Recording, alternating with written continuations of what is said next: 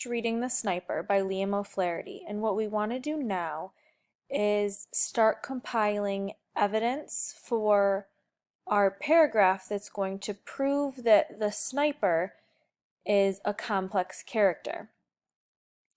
So what we're going to try to do is find evidence that tells us, yes, he liked killing, but there's more to him than just that. So when we're going to look at the sniper, the text, I have chosen some evidence that we can use. You don't have to use these pieces of evidence, but you may.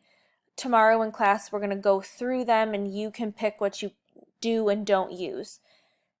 So the first thing that we're going to look at is right here where it says his face was the face of a student.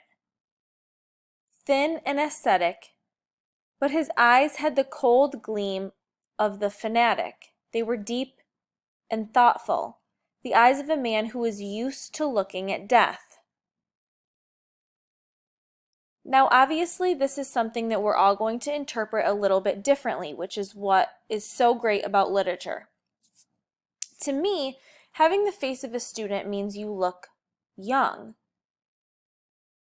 However, he has the eyes of a man who is used to looking at death.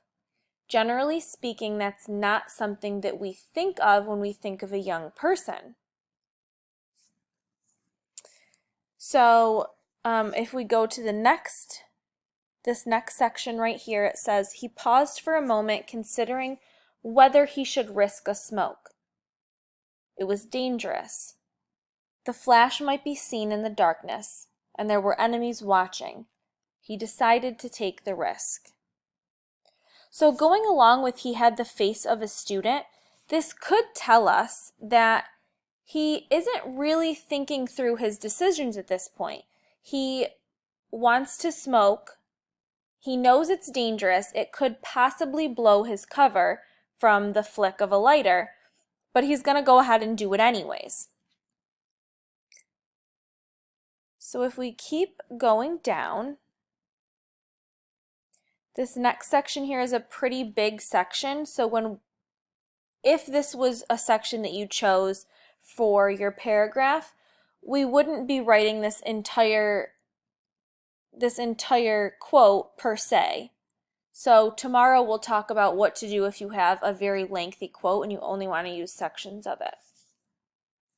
So this quote says, he bent the arm below the wound. The arm bent back easily. He ground his teeth to overcome the pain. Then taking out his field dressing, he ripped open the packet with his knife. So basically what he's doing in this quote is he was shot in the arm and the bullet never exited the other side. So it's lodged in the bone. He knows his bone is broken. He has to get it covered and cleaned. So here we're seeing a very soldier-like response. He's being tough. He's taking care of the wound. He's doing what he has to do. He's able to ground his teeth to overcome the pain.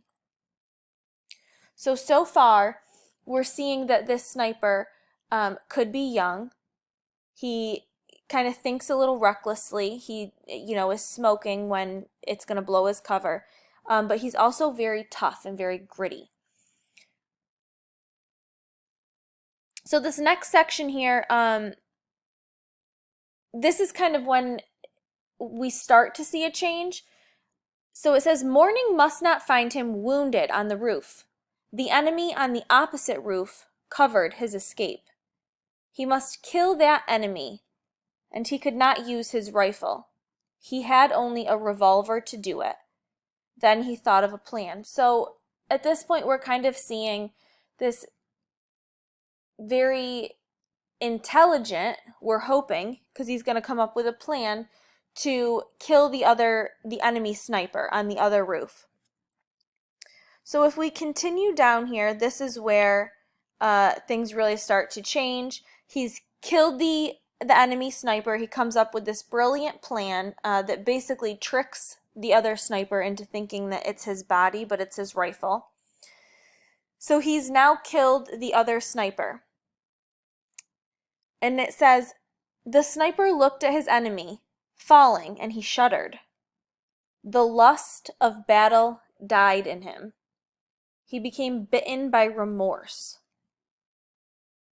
He revolted from the sight of the shattered mass of his dead enemy. His teeth chattered. He began to gibber to himself, cursing the war, cursing himself, cursing everybody. So at this point, we see that he doesn't love killing. He doesn't love the war. It's his job. So if we're looking at a very, very quick analysis of this character, on a very two-dimensional level, he's very soldier-like. He, makes decisions that he has to make. He does what he has to do. But then if we look at the complex part of him, he doesn't like it. He knows what he has to do, but he doesn't like it. He does it because he has to, because it's life or death. If he doesn't kill the other sniper, he will be killed. So what we'll do now is tomorrow when you come into class, we will put this information into your own graphic organizer that will help you to form your paragraph, and then we will edit it from there. See you tomorrow, guys.